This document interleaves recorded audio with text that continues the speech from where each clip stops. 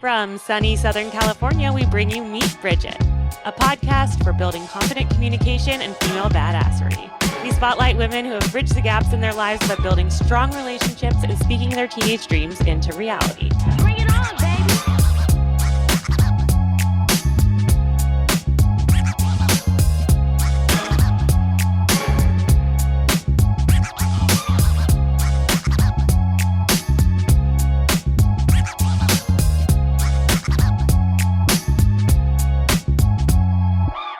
Someone asked me one time, what do you like to do? And I was like, I love to make the trains run on time. Bring it on, baby. Welcome back to Meet Bridget, a show that sheds light on the often untold teenage and young adult stories of successful women from all types of backgrounds and in all sorts of careers. This show is an extension of our confidence coaching service for young women. Our goal with this show is to really create a library of career paths that's relatable because you're hearing the stories of women in their teen years, the years that define us, but also are so deeply relatable. I'm Asha Gabriel, and I co-host this show alongside my best friend and Meet Bridget COO, Kashia Rosenberg. This is season 5 of Meet Bridget. I can't believe it. And today we're so excited to have you meet Catherine Lowe, the magazine owner and editor at The Scout Guide, Newport Beach. The Scout Guide is a printed and digital city guide dedicated to supporting local businesses and giving readers an inside scoop on the latest and greatest local hotspots and treasures. Catherine was born and raised in Newport Beach, California, where she was reared on Balboa bars. If you know, you know. And if you haven't, Google it or look into a Scout Guide for more. And weekends on the water. Temporarily switching the ocean for the desert, Catherine attended the University of Arizona, where she graduated with an emphasis in sports marketing and retail. As a third-generation female entrepreneur, Catherine's first business venture started at a young age with a very successful hot chocolate stand at Newport Beach's annual Christmas boat parade. And hot tip, if you're 7, you can get away with not offering change. Savvy. Since then, she has focused her talents on marketing, events, and branding. When she has free time, you'll find her spending quality time with her friends and family, trying out the latest happy hour spot, going on long walks, or her most favorite, traveling the globe. One of her favorite pastimes is playing travel advisor to her friends, creating the perfect itinerary for their getaways, from mapping out exclusive experiences and activities to wardrobe recommendations. It was actually on one of Catherine's own travels that she discovered the Scout Guide and immediately fell in love and knew she wanted to get involved. Today, Catherine is extremely excited to be the very first TSG owner and editor in California. She cannot wait to share the amazing local businesses in her hometown and beyond, highlighting the must-stop spots in Newport Beach and showing readers that what makes the city so special to its residents and those just passing through and visiting. So, Catherine, I'm so excited to have you on. We have met on multiple occasions, and you're just so lovely to talk to. And you're also just an icon. It just comes, it just flows from you. Catherine, you can tell there are just certain people in our world that are tastemakers. They know how to find the good stuff, and there's something magnetic about you. So I'm so excited to have you on and share your story. Well, I'm so excited to be here. And I think the first time we met was at your photo shoot with Michelle when you guys all came, and that was so fun. And we were literally doing wardrobes and photography, and it was a little crazy and chaotic, but you also had the best, calmest energy, and you were like, just tell me what to do, figured it out in the moment. It was so great. And then we've seen each other around so many times since. Thanks, Kat. That's so sweet. I mean, that seems like a long time ago now, but the photos, we're still using them. They're awesome. For those of you who don't know, I also work in residential real estate with Michelle Linovitz, and Michelle has been featured in the Scout Guide because she is one of those local treasures. She really is a local business that, she really emanates what is special about Newport Beach. She knows it to its core. So what we usually like to do is dive in to childhood, really painting the picture of where you were born, how you were raised. So you're a local. Can you paint the picture of your childhood for us? Yeah, it's kind of crazy. I don't think I had such an appreciation for it, growing up as I do now. But I was born at Hogue, as like so many of us like locals were. So was my mom. So grew up literally right in Newport, spent all of our time on Balboa Island, literally on the water. My grandma is the Penguin House on Balboa Island. I'm not sure if you've ever walked the island at Christmas. So we were like Uh-huh. right there. Aw. That was like the beach we grew up on. So like I literally learned how to parallel park in a golf cart, which is like so funny. And I think about that all the time, but had the best childhood. I have a little sister, and my mom ran a business our whole childhood, started a business, and I think sold it right when we were in high school. I want to say I was in high school. So grew up with her working all the time. My grandma had also built many businesses. So a lot of our conversations as growing up at the dinner table, even between my mom and my dad, were very business centric. So I feel like it almost became, second nature, Mhm. and had like such an appreciation for just strategic conversations, and it became so normal to me. So even when I would be at a friend's house or out at a party, like I would always gravitate towards the adults. Always. Like I would always want to know the tea, what was going on with the adults, and probably like a little bit of an old soul in that sense.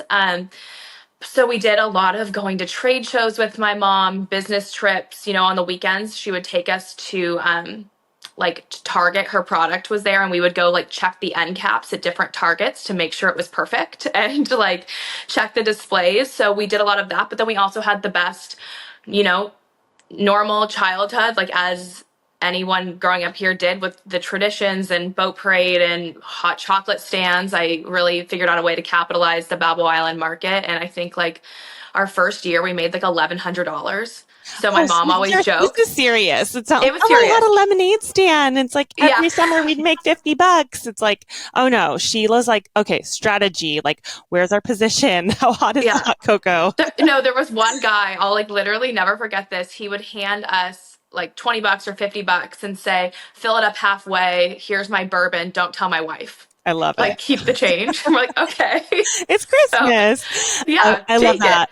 For someone who like has never been to Newport Beach, obviously most of our audience knows because I Yeah, live in Newport. It's in Southern California. We're on the beach. Balboa Island is like this special part of Newport. It's an actual yes. island. But it's very small. It's basically like one main drag, and then there's little streets and the houses. I'm like, if I could explain or describe Balboa Island, it has this kind of, I feel like it's sort of trapped in an In time. era. Yeah. Like Yes. there's old school, there's like one little market on Balboa Island. Um, explain the Balboa bar and like Yeah, what so it means Balboa to you. Island is it's kind of like a Lifetime movie. I do think all of Newport Beach is that way too. Yeah. I just don't think it's real. It's so Yeah. beautiful. We're so lucky to live here. But Balboa Island especially, it's a man-made island, and they take every holiday so seriously. Like their Merchants Association does such a good job with that, but it's a mix of little stores, some higher end shops, some trinket shops, a few little restaurants that are definitely are like, some of our like hidden gems, some iconic desserts. The Balboa bar is like ice cream dipped in chocolate with sprinkles. Um, Frozen bananas. I'm sure like if anyone's seen Arrested Development, the banana stand, like, that's where that is. Totally. But and the homes are just like the perfect mix of like cottages and then some new builds, but it's a really special little place. So we were so lucky to spend so much time there. I feel like when I think about my childhood, we weren't um my parents are on the island now, but growing up, it was just my grandparents on the island. But that is like where all of our memories are. So it was like just so fun jumping off the dock, and we would do the summer camp on the island, and just got so acquainted with like the water, and we would like run around barefoot in our bikinis, and go get chips and snacks and come back, or ride the ferry over to the fun zone and come back when we were out of money, and like beg to go back and like play more games and do the Ferris wheel. And like it was so fun for junior guards. It was just like the best. So it's so fun to even now be able to get to work with like some of the businesses that are on the island. And then of course, like all in Newport too. Yeah, it sounds like, I mean, from an early age, it's fun to look at what you're doing now, which is really like highlighting and empowering local businesses. Hmm. But part of that affection for a local business sounds like it came from your childhood, having Yeah, this experience of, when you're on the island and in like, there's a lot of different pockets of Newport Beach that feel like this. You just, it's its own little world. Like Balboa Island has a little, pathway that goes all the way around it. So you could literally, when people say walk the island, you walk the yeah. sidewalk and you go all the way around. And you mentioned like the arcade and everything in the fun zone. It's just, It's it's so so fun. quaint, and there's so Yeah, many and I different think like little even when we businesses. traveled young, I remember my mom would always ask, like if they were, she was asking a concierge for recommendations, she would always say, I want to go where like the locals go. Like, where would you go? Hmm. Like versus like these big places where they're, maybe they have the bigger names or whatever. We would always do that for the experience. But if we were somewhere for a really long time, she'd be like, no, where would you go for dinner? And it's something I always think about because I think those are where you get like those best local experiences. And those are that's like the spirit of the city. So I think it's just something that we've always kind of done. And then I was living in Scottsdale after college and I didn't think I was going to move back, which is so crazy. And then I bought the guide and then ended up moving back. And now I Yeah. can't like imagine it any other way. When you, well, we're going to hop back to your childhood, but when Yeah. you bought the guide, did you know you're like, I want this needs to be in Newport Beach? So I have been collecting them for years and just throughout travels. And I had like friends that were familiar or like worked with guides in different places. So they're all independently owned by women. And I was just I had kind of written down everything I wanted in my next like phase of my career, my next jump, if you will. And I just remember writing it down and not really paying attention. I kind of left it and Hmm. just went about my life for like 6 or 7 months and came. I think it was like January. I was in Jackson Hole, picked up a guide, and my friend was like, you should really buy Newport Beach. Like, I think this is perfect for you. And I did. I was living in Scottsdale at the time, and in my head, I thought, oh, I'll just go back and forth. Like, I have such a life established here. It's going to be so great. Quickly learned, like, you can't run a business from like another state, and I'm not like in my 60s retired, so I don't have the luxury of going back and forth. But that's how I came back, and it's kind of crazy. I thought it was always so small, and I was like, oh, I'll probably never come back here, or I'll always, have family there. And now I literally cannot imagine like living anywhere else. I feel so grateful and just like so blessed every single day to be able to get to do what I do. I love that you mentioned that like you had been collecting the guides for a long Yeah. time before you ever even like thought of it as like a career option for yourself or, a big opportunity. And it's so fun because I feel like through so many of our different interviews, you'll kind of hear that where it's like Yeah. someone had something they loved, a passion, a hobby, or even a contact, a person they knew. But it's just sort of they're like, well, that's just something I like, and Yeah. then life has a way of sort of pulling us back towards, if we're listening, like the little things. And Yeah. it's like, well, you Or love you're that so for a reason. fixated on something else where you're Yes. not even like seeing everything. And I'm the worst at that. I will sometimes get so fixated and then I am like, wait, there's so many other options like right over here. What are you doing? So Yeah. I like also remind myself of that like every day. That's in my daily practice to just like relax. I feel that so Yeah. strongly. I know. I feel like, especially as women, I was trying to explain, like, I think our audience knows I struggle with like PMDD cyclically, and I try to like talk really openly about it because I think it's, we all experience hormonal fluctuations and all sorts of Yeah. things. And I think as women, we just, we tend to multitask and take on a lot. And when we feel things, we want to talk about it with people and stuff. So I feel like we just have to, we just like manage ourselves a little Yeah. bit more sometimes. But yeah, I love hearing like those little practices and things that we do to, Mhm. you know, make things work on the back end. Totally. So, Totally. okay, so let's go back to, I want to hear about your mom's business and kind Mhm. of the dynamic. You said you were listening to your parents talk about business at the dinner table. What was the business that she was working in? And how, like, what was your opinion of it when you were a kid? Yeah. So my grandma actually in the 80s started a company called Nojo and they manufactured infant bedding and accessories. So this was like at the time when like kids were born. She was the first, like she was like a pioneer in the industry. It was like kids were born and you would have a very basic nursery. Like there was no design decor element. So she started like packaging what you would register for then, like if you were having a baby, like a themed nursery um in like, you know, it would come everything you would need. So like the bumper, the pillows, the sheets, whatever, the diaper hanger.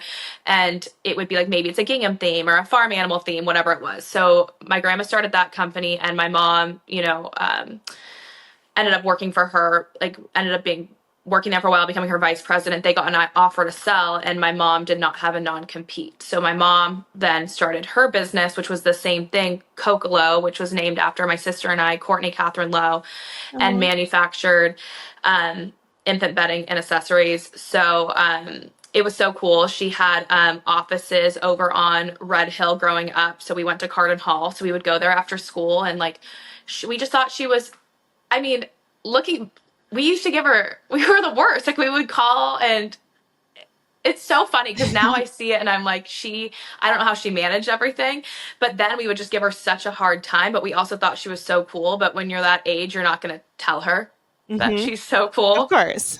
It's that different dynamic. But we would get to go there after school and she would be in these like serious meetings, and we, you know, would just like fling into the conference room and we would get that look like, okay, like, You're like, you're you know, here. go find something else to do.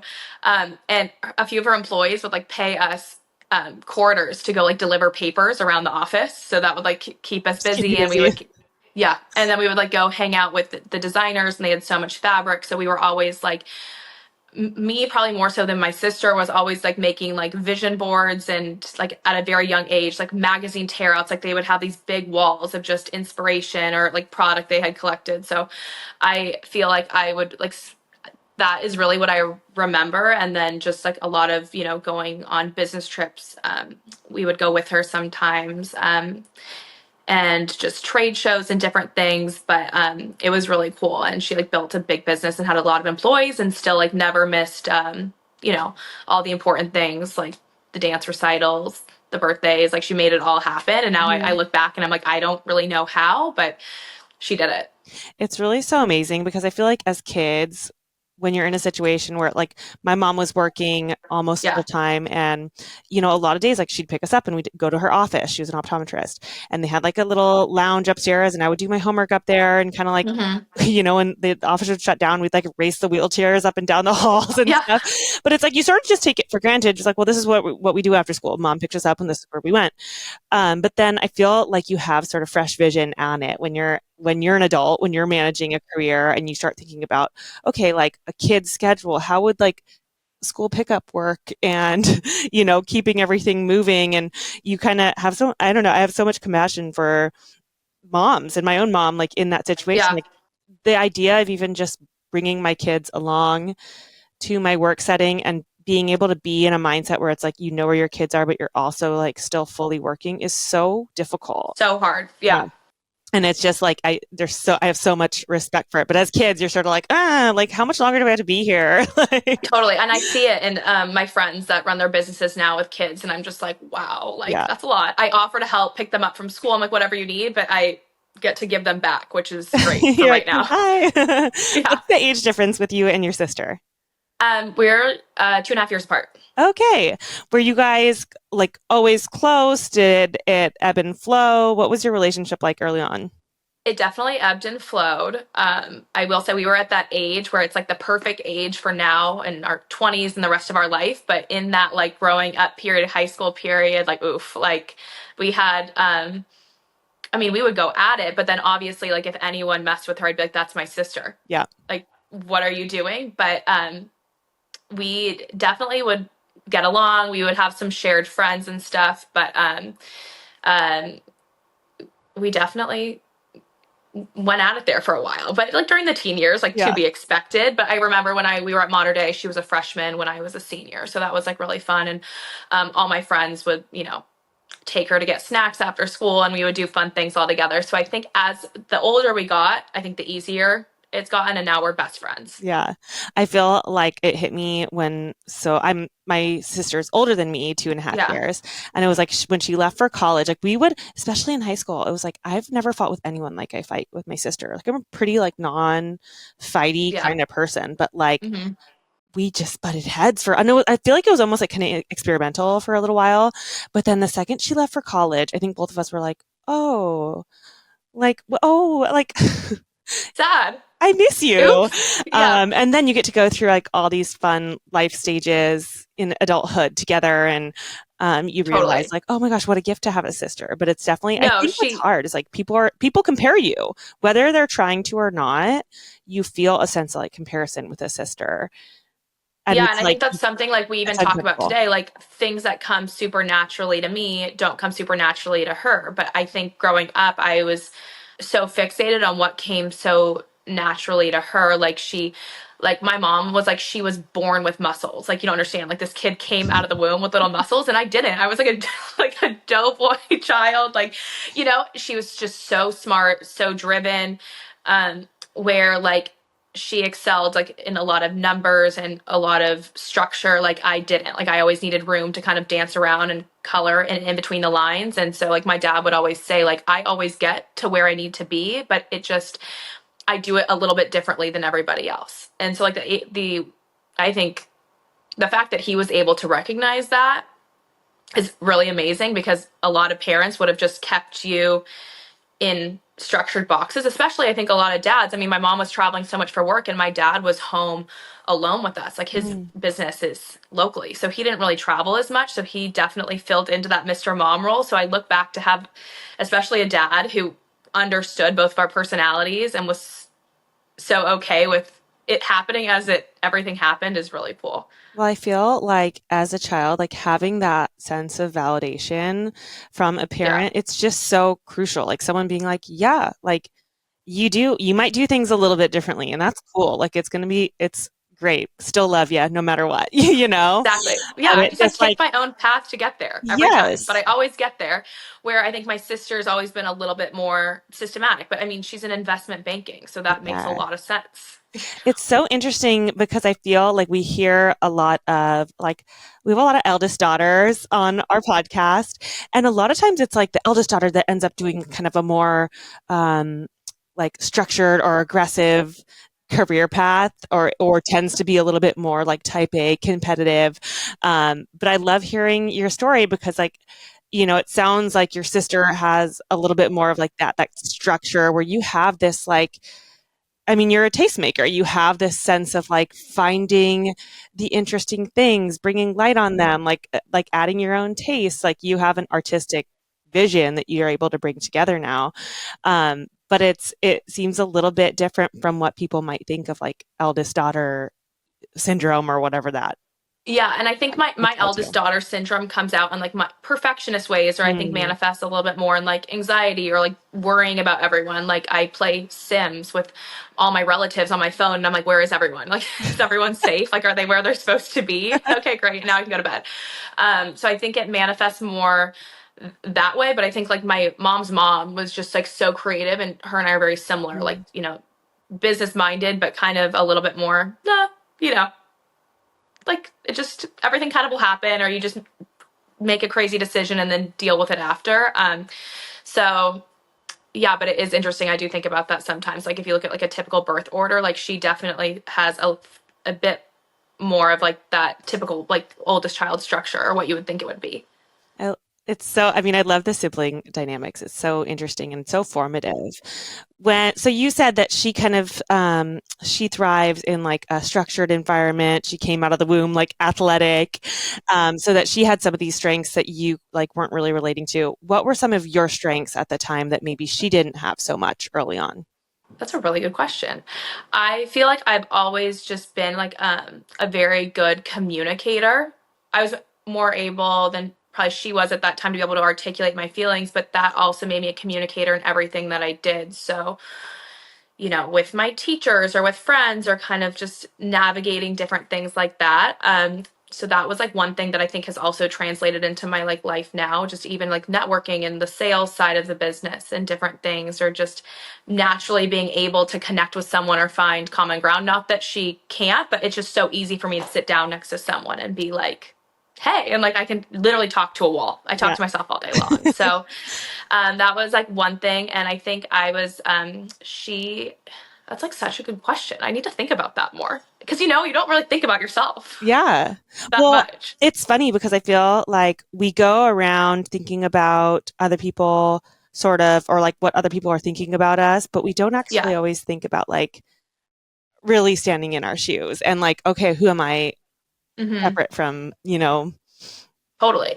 And I don't think like I truly really figured out. I'm just probably, I think we're all still figuring out and evolving, but I don't think I truly figured out who I was or got super comfortable with myself probably to like my like early to mid 20s, like honestly. So I think maybe something that I saw in her is that she always seemed so comfortable in herself and who she was and at such ease. Who knows if she really was the entire time? I've never asked, but for me, I think that was just like more my experience. Like I think I had like more of that people pleasing tendency, and she certainly did not. She was like a firecracker, and she Yeah. was like, I don't really care. But the people pleasing gets you in trouble because I think you just end up not living, your truth because you're trying to fit into so many boxes or make so many different people happy or like do things systematically when I was someone who needed to do things my own way. Well, it's Yeah. interesting with people pleasing because I feel like some of the most dynamic people have that people pleasing quality. And it's like it can get you into trouble, but it also is like a magic superpower, when it's in balance. Because like Yes. I'm even thinking of, you're talking about planning itineraries for your Hmm. friends and like telling them where to go and just kind Hmm. of how you are, like how like playing Sims with your family and be like, where is everybody? Are we all on? We all off? Yeah, Everyone good? Like we're being good. able to kind of manage a lot of people, Yeah. make sure everyone's needs are met, make sure everyone's, taken care of. I mean, every friend group wants one of those. Every family needs one of those. But yeah, you have to, I think, having that people pleasing gene, you have to also be like, okay, where is the me pleasing, Hmm. and am I checking those boxes while I'm also like Totally. taking care of so many people around me?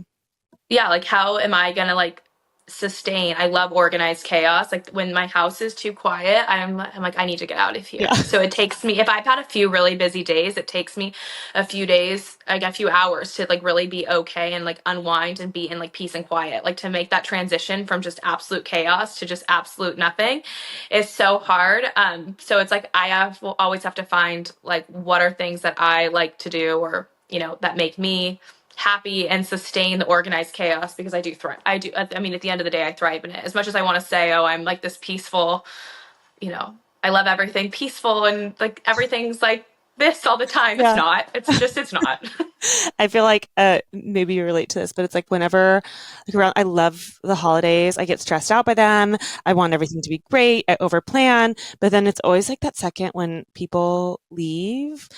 I have such a hard time where it's like when it goes from being loud and crazy and a little stressful, but then it's like when it's quiet, I'm like, it's too quiet. Like, Yeah, I, and then you probably have like such a long list of things to do and you're like yes, it's so daunting. You can't even you just sit there and stare at a wall instead yes, of like tackling things. Yeah. yes, I know. It's like that switch between things where Hmm. it's like you love both Totally. modes, but like getting between them can be a little Yeah, it's the tricky. transition. I love it. So in school, how were you with like your classes? Was school a place you enjoyed or not? What was school like for you? So I loved teachers that I had a really good relationship with. So I know the teachers that I had like a good rapport with were the classes that I usually performed the Mm, best. So I like did better in, I think smaller classes, which was so interesting now. It was like the personal connection thing that I was like, wow, I really want, if I really liked them, I was like, wow, I really want to do well in this class. But if I had a hard time with a teacher, I'd be like, oh, I'm not, yeah, I don't no, even like you. like, um, so I probably and also probably had to try like a bit harder. Like it just didn't come super naturally to me. And just even now figuring out how I retain information, like it's like like the say it, read it, whatever you have to do. Like I had to do all of it. So it was okay. It was Yeah. good. School was good. There was a few classes that I like, absolutely loved. High school was great because you could like pick electives. And then I think when I got to college, I like really thrived in like some like sports entrepreneurship classes and like retail entrepreneurship classes. Like one class that I um, took with like us in one of my sports marketing classes was like something like related to basically like running nonprofits and how to garner like large size donations. And those are just like small practices that I still use in my everyday life. But with that said, I think it was because it was applicable to things I was interested in. So if it was like I'm learning things that I was like, I have no interest in this, it didn't land. Yeah. It didn't land. Like you either needed that teacher, that relationship where it's like, okay, well, yeah, I'm gonna, work a little extra harder on this Mm-hmm. this homework or something because I can't turn something into Mrs. So and so with it, she's gonna like Yeah. me, but or having that connection, like, well, how am I gonna use this in something that I actually want to do in life? Like having that connection point and realizing that Totally. later where it's like, okay, like for people who might not have loved the school experience, Mm-hmm. realizing that it's like, it's okay actually to have not done well in things that you just um, that you didn't No, connect like to, I was you didn't have a not, connection to. yeah, I was not a straight A student by any means. So Yeah. like I wasn't. So, but there were some classes that I like really excelled in, and obviously, some areas, writing I always did really well in, Mhm. and things where I could be a bit more creative, but had such a hard time with just math. Probably would get frustrated, bored, all of the above, or thinking to myself, I'm just going to hire a CFO one day. But Yeah. I love that. Love yeah, that. You're like, I'll, yeah. I'll, I'll put the people together and, Yeah, and make exactly. it happen. One day I'm going to find the best of the best and put them all in a room, and then it's all going to be fine. Yeah. I really relate to that. Like I ended up doing well in math ultimately because I just like so kept at it. I really just Hmm. like I felt honestly my mom's like she's Indian and like loves math. So for my Yeah, siblings it felt like it kind of came a lot easier, but for me I was like I would just sit there and like be miserable, trying to figure things out. But then my mom was like, "But you're so good at the word problems." I'm like, "Yeah, because that's solving I can see it." I'm like, "Well, when yeah. it's all just the numbers, I'm like, why am I doing this? Like, A this word is problem just gives context, so it's exactly." like it helps. So I think the things in context were good, but I mean, there's obviously some areas I wish I would have, probably tried harder in, but I was like 10, Yeah. 13, Yeah. 15. Looking back, it would have been nice to give it that extra little go, but I just probably a part of me was probably just bored, honestly. Well, and also, I mean, growing up in a place like this where you could be running around in the sunshine or like jumping in the ocean and, running down the street and getting a Balboa bar, it's kind of hard Yeah. to And connect I to totally, and I a also step like think like even that. just being around, my parents and my mom, I probably retained so much information just sitting at their offices, that information that I actually use today or practices and different things. So I don't know. It all works out. Yeah. Did you have any idea of like what you might want to do when you grow up? Or do you remember like, they ask you to put it on the signs and stuff when you're going back to school or later, like what were some Yeah. original things that you put down and how did that change as you approach college? So my aunt was a fashion designer for St. John, Oh, which is cool. It's local. like So for a really long, yeah, yeah, based in really long Irvine time. for people who don't Yes, know. yeah. So I was enamored by her always. So I think like I probably grew up wanting to be her, like, majority of my life, or just I always knew I wanted to start a business. I didn't know what it looked like. So I'm sure at one point it was like maybe I wanted like a clothing line, or something like lifestyle related. And I think at one point I thought like PR would be so great, or I wanted to really get into like sports, and I did like I did little stints in all of them, or just like traditional marketing. Like I worked in like a traditional marketing for a professional skincare company, and it was great. I got so much corporate, so much corporate etiquette there, and I learned so much, but it was like ultimately probably too corporate for me. Like it just wasn't the right environment for like kind of where I thrive. But yeah, I thought probably at one point I'm like, wait, could I be this person that like runs like this like C-suite at some big corporate company? And I think if maybe one day, I don't know, but I think I've gone through so many iterations of what my life would look like or what I want to do. Like we all have. I mean, I'm definitely like like early on was like I probably wanted to be a dolphin trainer at one point. Like we've Everybody been through did. it all. Yeah, yeah. I'm like, I what wanted the commercial or movie we all watch where it's like marine biologist, marine exactly. No, biologist. I'm like, I just wanted the wetsuit and like the whistle and the high ponytail. Like, is that too Totally. much to ask for? You know? You're like, she's having So fun all day. Um, yeah. that's so interesting. I mean, what you mentioned about going a corporate route and like doing that mental exercise of like, okay, what if I stay on this route and see it all the way through, like, do I want to be that person? And I think that's such a useful exercise for anyone at any stage to do, especially when you're in a corporate position, because if the answer is yes, like you're in the right place, but I think that having to be like, okay, if I stay here, like, do I want that role? Do I like that lifestyle? Do I like who that person, 10 steps ahead of me is? And if not, like, okay, then what is this job a stepping stone for? What are the things about this job that I do want Yeah, to build on? And where is that different context for those elements to grow? totally. And I think like I just have like that entrepreneurial spirit within me and I like to build things and I think that's even why I enjoy like my role now so much. I get to see the behind the scenes of so many different types of businesses and some I get to provide counsel for. We have just strategic conversations or we're always bouncing ideas off of each other and I love that. Like I love to be able to like be involved in the behind the scenes. Like someone asked me one time, what do you like to do? And I was like, I love to make the trains run on time.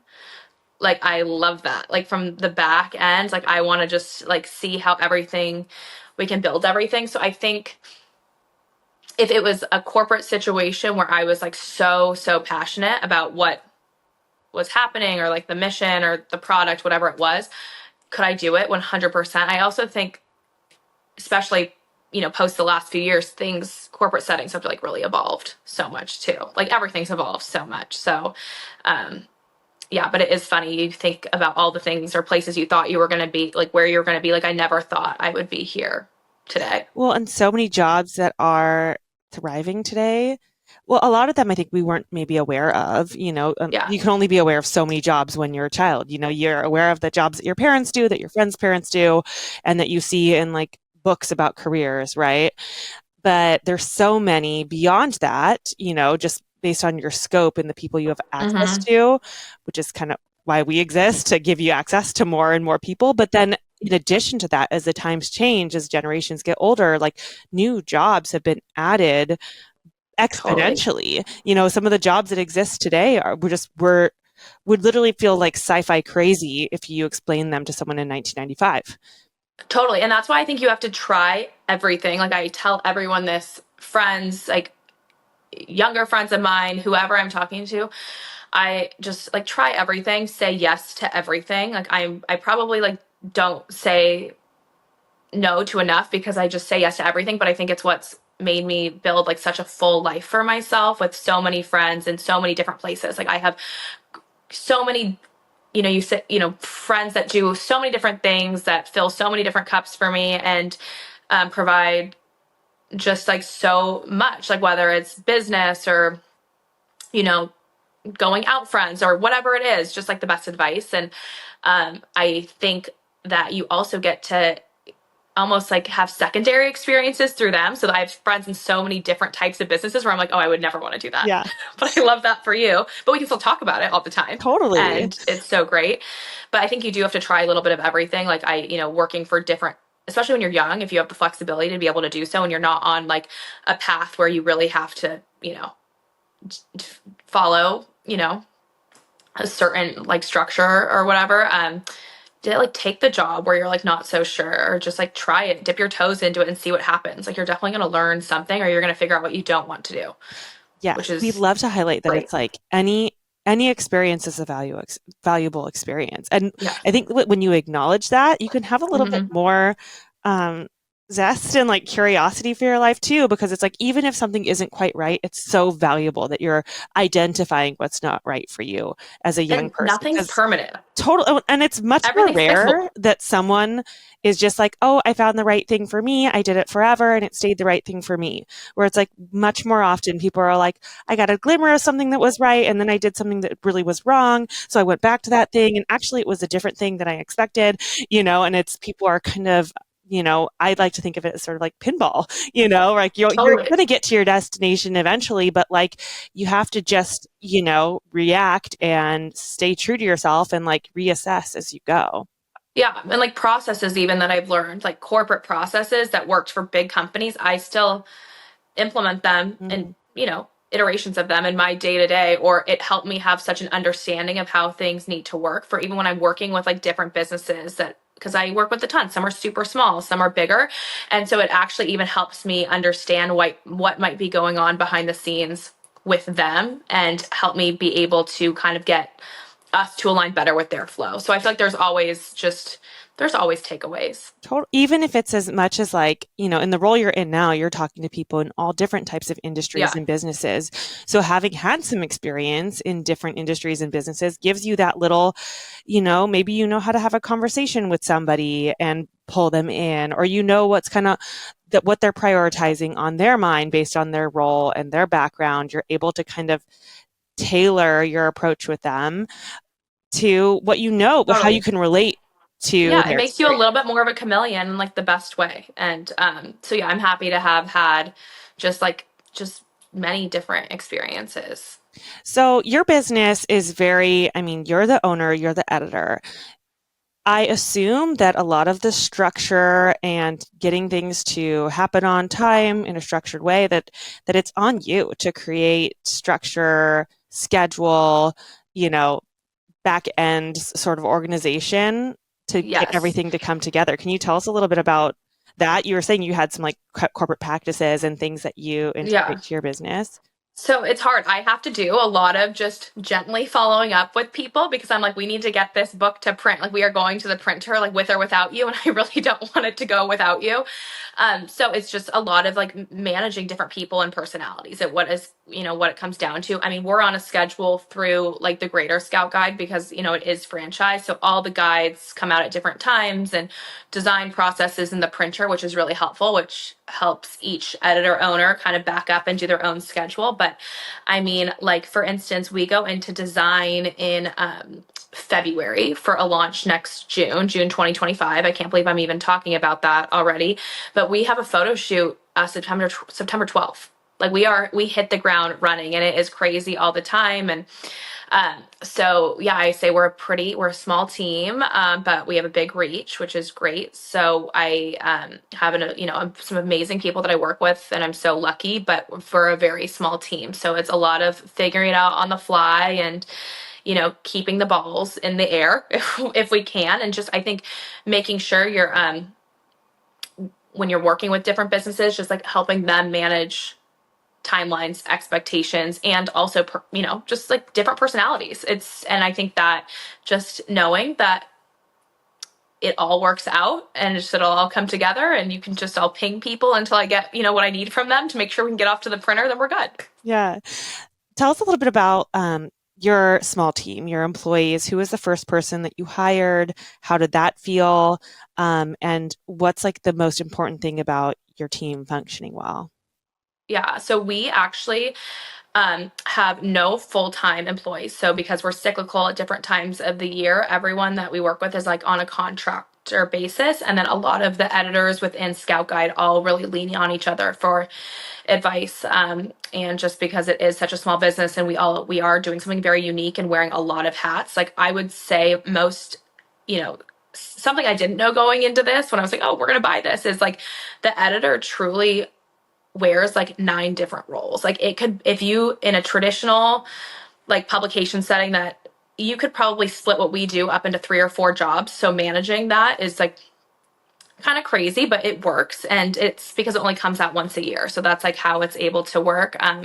The first person that we brought onto the team was Mike Radford. He's our photographer. He's amazing. A friend of mine connected me to him. That's like, again, going back to what I said, like connect with everyone, have friends in different industries. And, it's so great to just have a really strong Rolodex of like different people, creatives, and that you can lean on. I had been going back and forth with her, and she was like, you need to talk to Mike. And he is the most amazing photographer. So lucky to work with him. He shoots the whole book cover to cover.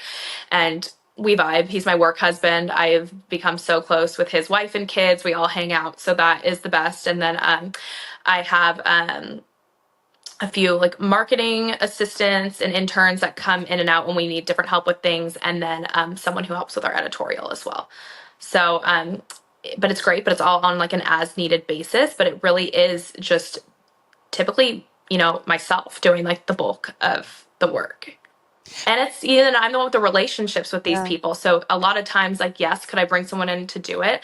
I could, but it's different.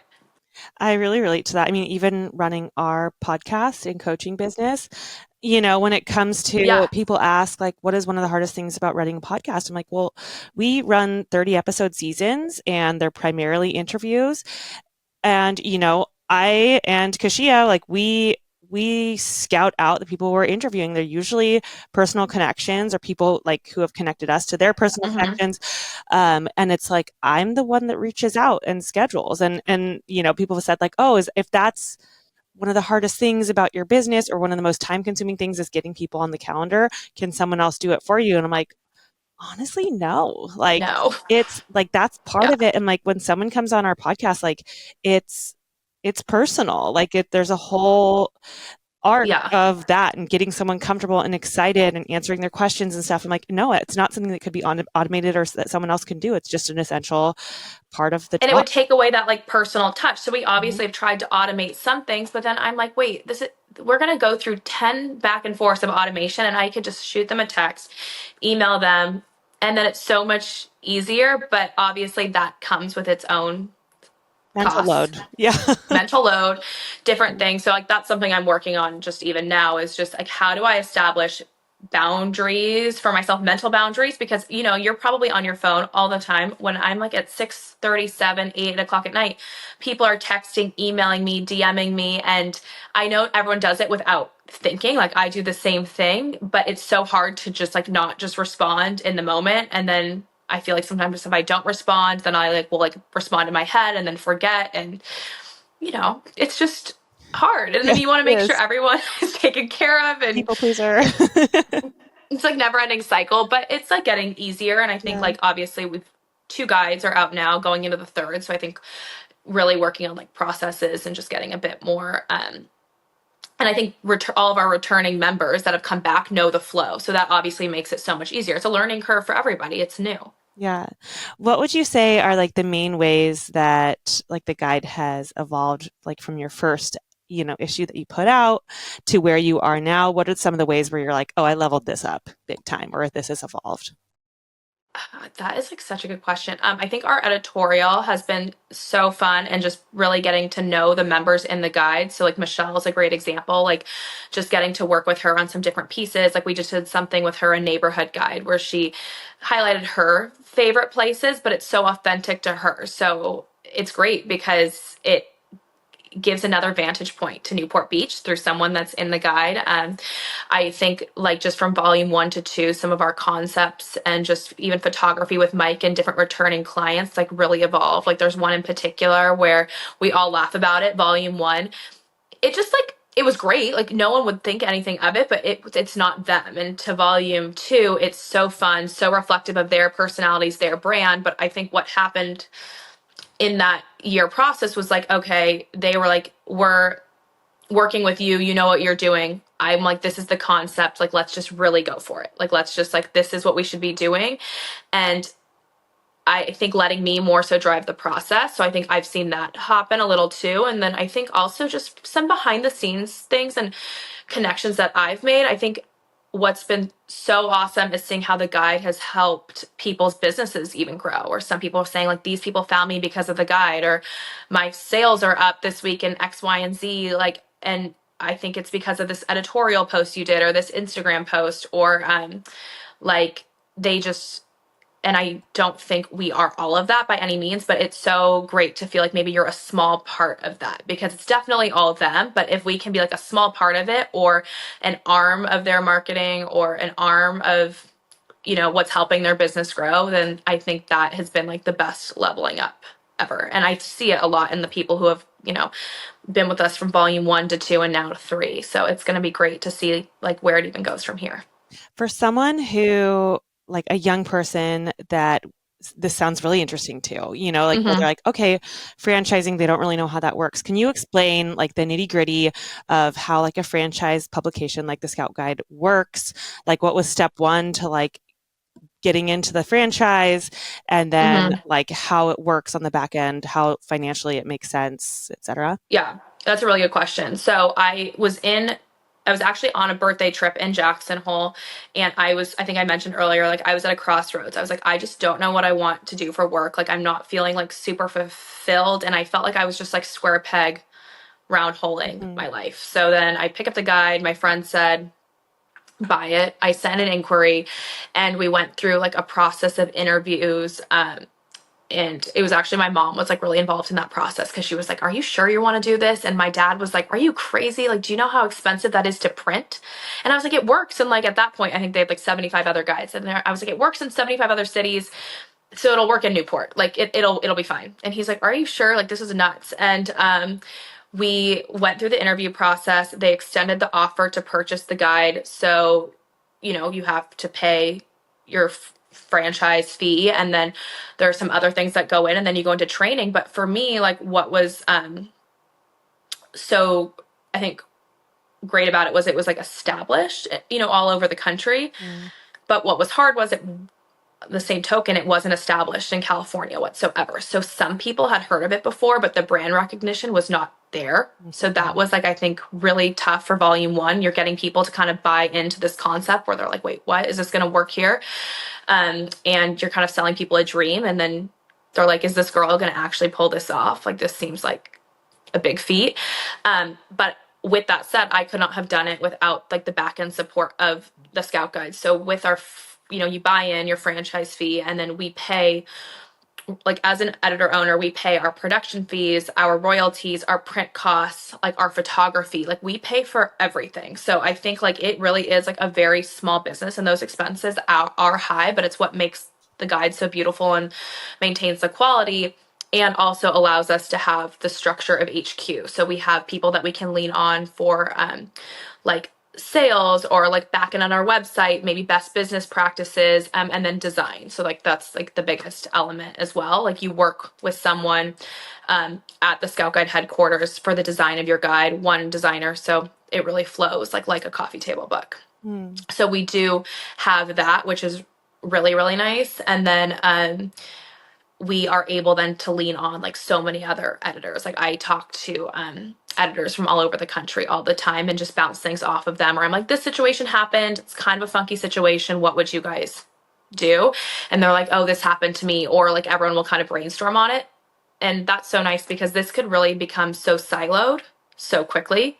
So to have people to lean on is nice. But I really do joke that this has been like a mini MBA program for me. Like I have learned so much in the last 2 years, like running a business, knowing your numbers, working with people, different industries, like website stuff. It has like been like start a business, MBA boot camp, but it is nice to have like obviously the help and structure of HQ with the franchising. Yeah, I don't think we've had very many franchisees on the podcast yet. And I love that you pointed out like that there is a lot to be said about, for someone that has that entrepreneurial spirit, they really want to start their own thing. But like maybe they don't know exactly where to start, or they don't have like Yeah, a patent to a product or something like that.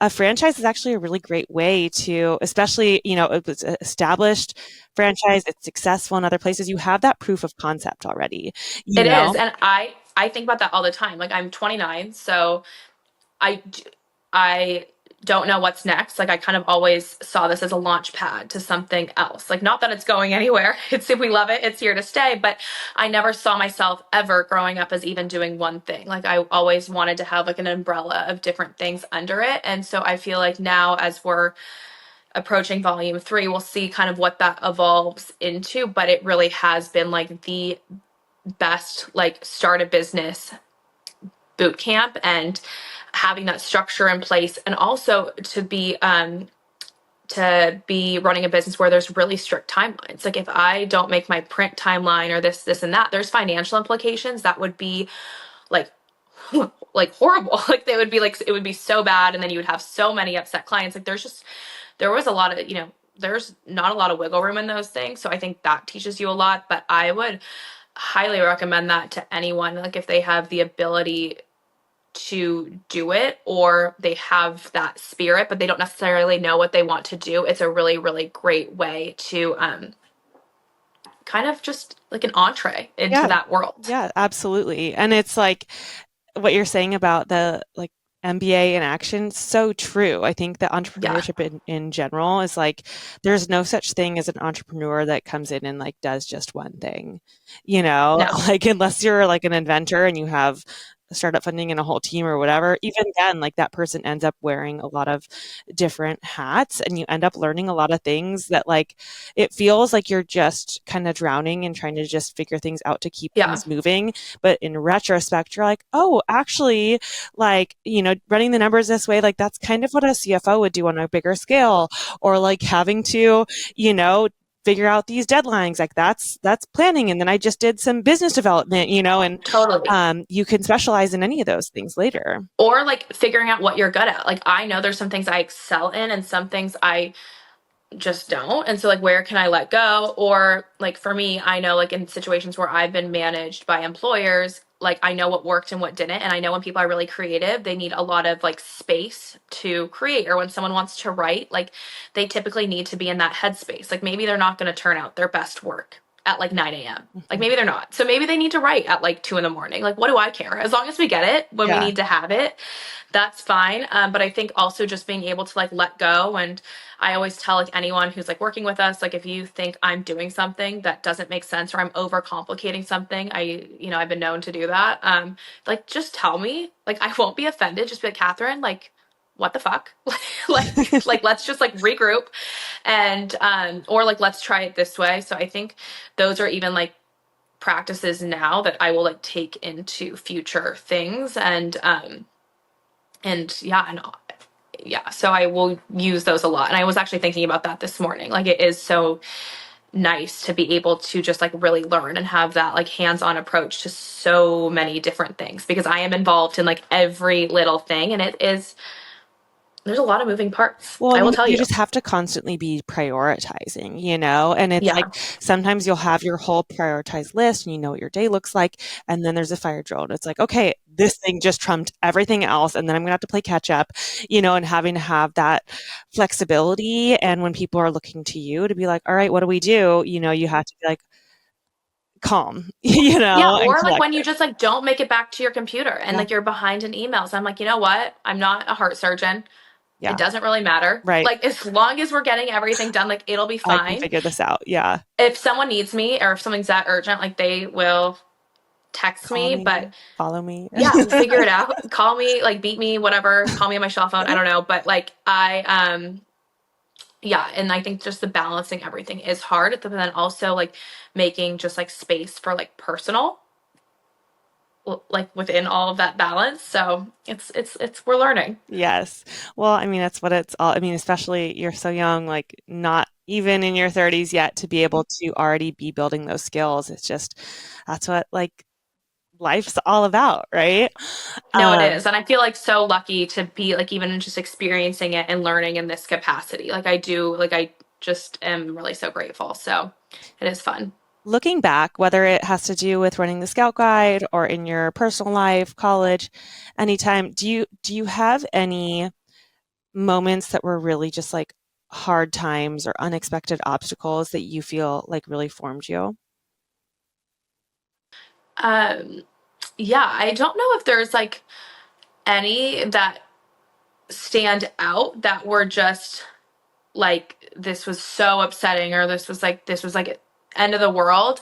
I honestly think like even when we talked about with my sister where I said things came so easily to her, I felt like I kind of was more on that like uphill battle or I would have like these little roadblocks or we would laugh and my dad would even say like of course that happened to you, like just funny things. And I think a lot of it just came from me not really totally like just embracing like who I even was or being like super comfortable in myself. So I was like then in turn like square peg round holing my life. Like I would end up in situations that just weren't meant for me because I would like force it so much.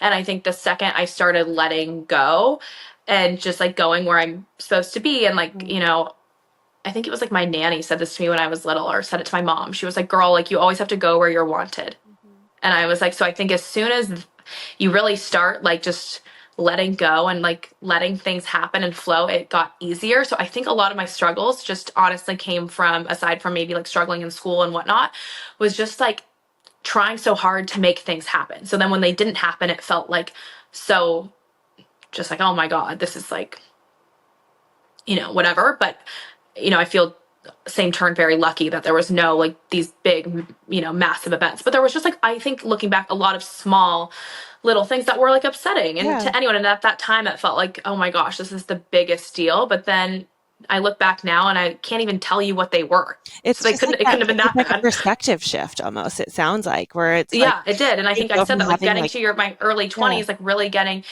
in tune with like, wait, what do I want? Like who like lights me up? Like who do I want to spend time with? What values do I align with? And like just being comfortable in those. And everyone's so different. Like I love having a cast of characters as friends. I love having just different people. Like we always joke, if they're out there, I'll find them, like different people. But like I love that and wouldn't have it any other way. And I think, you growing up here, I mean, this, like everything is pretty um everyone does the same thing, same time. Like it's hard and it's like, competitive as it is anywhere. So I think it was just like when you stop forcing things, it just the no's don't feel like such a big deal. You're just like, totally. okay, on to the next. Or if it's like, if something's not working, like, don't force it. Like, there's a difference between friction that you're like, okay, this is hard, but I really want the thing at the end of this, and I know it's right for me. Like, that's one kind of Yeah, friction. But there's another kind of friction where it's like, where it's like your ego wanting to just get through something, or they're like, well, that person did it, so I should be able to do that too. Or looking and I think around and having that like shame of things not working the totally. I way think that it was more like other people. that's like a very good way to say it. I think it was like more of like the shame associated with things maybe not happening, Mhm. and then your ego like having to letting it go. And now I just have like no ego, like no shame. Like you just have to let things roll off your back. And Yeah. obviously that came with time. And I think some people maybe get there earlier. Like I'm sure I had friends that like got to this point in high school or even younger, and like I wish I could have gotten there. Are you kidding? But I think also everything happens, as it's supposed to, and I like kind of got into that alignment for myself like when I was supposed to. Well, and there's some people where that never happens for them, where No, it's like having that perspective that it's like, all right, yeah, like this happened faster for some people. This is going to happen a lot slower for other people. Like I'm in my lane. totally. I think is so freeing, and just letting go, I think It really is. is like that shame in anything comes from comparison to someone else's circumstances or what you see of someone else, and it's never the whole picture. So it's like, let go. No, We don't need the shame. It takes too much we don't energy. need it. No, it's energy, bad vibes, no Bad bad vibes. vibes. It's Fine. exhausting. We need to get our 8 hours of sleep. Yes. We need to be like functioning so we can survive in the organized chaos. So I know I totally get that. And I think like if I could tell that to my younger self, like, oh, it's all going to work out. It's going to be fine. Like I would have, I never know how it's going to figure itself out, but it always like does. Even with like work stuff or like planning our big events, like I'm like, how did that come together? I have no idea. And then we're on to the next. Yeah. You're like, okay, cool. I think as an Yeah, entrepreneur, it's like you have those little moments of like you're just so busy kind of like doing things and trying things that sometimes like we have this experience often where we're like, oh my gosh, like our business has been around for almost like 10 years now. And I'm like, actually, I still feel like a baby because I'm like, I have so much, there's still so many big things we want to hit and like goals we haven't gotten to yet. But then it's like taking time to be like, oh, we've done a lot of work, and yeah, we've come so far. And I think that like giving yourself that moment of pride and then you can plug back in and be like, okay, now I'm back into it. totally. I Just think like it, for you guys, like this is probably just the beginning with like so many things you're launching and things that are evolving and whatnot. And so, yeah, like taking a beat to just sit and breathe and be like, okay, we've done a lot, we're good. Or even at the end of the day, be like, I don't need to keep doing anything else. Like we can just be done. yeah. It's okay. Like tomorrow is a new day. Yeah. But then it's hard because your lists keep growing and growing. I now like I used to never want to tell people in a professional setting that like, oh my gosh, I'm swamped. But I will literally say to people now, I'd be like, I am so sorry. I've not been, I'll just like be very honest and I'll be like, today has been a little bit of a dumpster fire. Is it okay if we touch base tomorrow? Like I'm not even the mental capacity to discuss this. And if you're have that rapport with someone and you can just say that to them, sometimes it saves a lot of angst on both Well, sides. it's relatable. because Yeah. everybody has that. Like our lives pull us in so many different directions anymore that like even just being like, I'm so sorry, like my kid has a fever and I have been away from my phone for 4 hours, or whatever it Yeah. is, or like, this something popped up and, or I saw your text and I responded in my mind while I was driving, I whatever always it is. respond in my mind. Yeah, I like I need a if I could hire anyone, it would be a professional text responder it's coming, person. AI. Like it's the worst. It's AI coming. You're like, read your mind. And it's like, oh, yeah, I Yeah, responded. Um, I know. but I mean, just like that honesty, I think builds trust. And it's like, it's one thing, a communication skill that I've worked on a lot is like I used to, and sometimes this still gets me, is like, it, I like things to be perfect once I'm putting them out, including my communication. So sometimes I'll be like, oh, I really want to sit down and like respond to that in the right way. So I'm going to Yeah, wait, but then like people are like, when you don't respond, they're sort of like, okay, or they make an assumption or whatever. It'd be better almost to just be like, hey, I'm thinking on this. I'm going to get back to you by tomorrow or whatever it yeah. is. Like, Or if I see someone's email, I'll text them like, "Saw your email. I'm not getting back to my computer mhm, tonight until like 9 or 10." Just like, but I received it. We're good. Um, and that's like not traditional. I wouldn't say like that's not like a traditional corporate, you know, practice. But also too, when you're running a small business, like sometimes like having that like 24-hour response time or wanting to do take care of everyone at once, like something has to fall to the wayside, and so right. you just have to be able to like prioritize, you Yeah, and know. communicate. Well, Yeah, and a lot of things it's like, oh, I want to get back to this person, but that's pending getting someone giving me a piece of information that I need to give this person. So yeah, sometimes it's like, hey, I'm still waiting on that thing. I'm going to try again. I'll keep you posted. And it's just giving those little updates and making people feel that you're thinking about them, you're taking care of them, even if it's not like I delivered this and then I executed and here's my perfect email back and we're tied up. totally. That it's just as Yeah, an entrepreneur, that's not really possible. It's also not really expected. Like people get it and no. everybody has lives. And I think like You know, everyone understands, and it's just it's life. it's life. It's life, It's and all you really good. need yeah, We're all trying to it's pretend life. nobody knows what they're doing. No, no, yeah, and we're making it up as we go along. It's Yes, life. I love it. Okay, so we usually, as we kind of close out our interview, we do a little like fast five questions where you can just say whatever comes to mind. And then we end with one question. I feel like we could chat for hours, and I hope we can outside of the microphone We will. sometime soon, Cocktails coming soon. right? Coming to Yeah. you, cocktails Yes. and maybe Balboa bars, Yeah. All the things. right? But if that sounds good, we'll jump into our fast five. Okay. Number one, what is the best coffee spot in OC right now, in your opinion? Oh, best coffee spot in OC. I honestly think I'm an Alta girl. I've been going there for forever. I love it, and it's like my favorite sweet treat. Grab it. It's the best. So good. That's close to where my little neck of the woods is over here now. Can ride Yeah, and I bicycle. love Huskins on Balboa Island too. So So I good. would say between it just kind of depends where I am, but Alta, Huskins, one of the two. So good. Do you have a morning routine? And if so, what is it? Yes, morning routine. Wake up. I like literally go straight to my Nespresso. I know you're not supposed to have coffee for your hormones, but like I just need my. I just have to. Sorry, like everyone who's gonna yell at me. And I usually do walk or Pilates, emails, and then like just hit the ground running for the day. So it depends, but it's always wake up, coffee, few emails, Pilates. Love Pretty it. simple. Love it. Yeah. I relate. Number three, what is the most tedious part of your job? Oh, the tedious part. We do just a lot of the back end forms and like just getting all the information inputted for the guide. And then when we get the hard proof back, gets mailed to us, doing the spell check. So we do it obviously digitally and that hard proof spell check. And like a few of us will always look at it. And that is like the scariest because when you sign off, it is Bye bye. bye bye. Yeah, it is bye bye, no looking back. So I think that is probably besides like obviously just a lot of back end forms that like I think every editor when you're going into like when you're going into design phase we have to do like a form per member that's in the guide, and I think everyone probably kills a bottle of wine and like pulls an all-nighter just doing the forms because they take forever. Yep.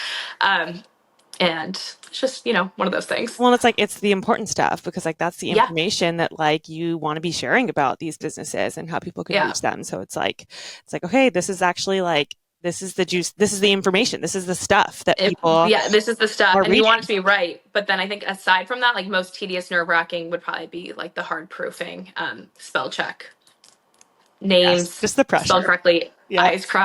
I's dotted, T's crossed. Yeah. Especially for a publication, I mean, that goes out once a year. Like it's different. It's really a book in It's a a way, book. No, like it's like, it's yeah. not And really a magazine. It's a book. no, and people keep them on their coffee table books and they live on. Like I have guides stacked. I have like a guide stacked in my office from like 6 or 7 years ago that I just Love like that. love, They're which is also really crazy. beautiful. So if you're listening, when you're listening, we're including a link in our bio to the website. See where you can find a guide. You've got to get your hands on one because it's very different from a lot of the like, almost every big city has like the locals magazines that are full of Yeah. ads and a lot of No, I feel like we stuff. like definitely we're so lucky because like us with like other the local publications, we all complement each other. Mhm. We're all trying to do the same thing and highlight Newport, but we just ours is like a bit different. So it's like nice that we can all work alongside Yeah, each other too. there's room for everybody. Yeah, there is. Number 4, what is the most glamorous part of your job? Well, I would say like from a perception view, it would be like probably the photo shoots. But I promise you, it's glamorous for the people in them. But usually for us, we're like on the ground and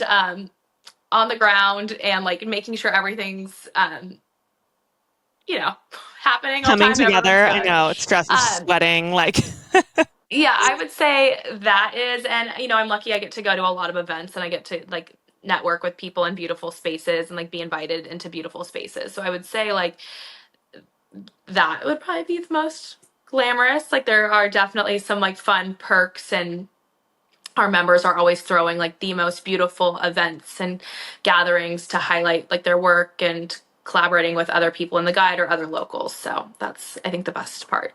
I love it.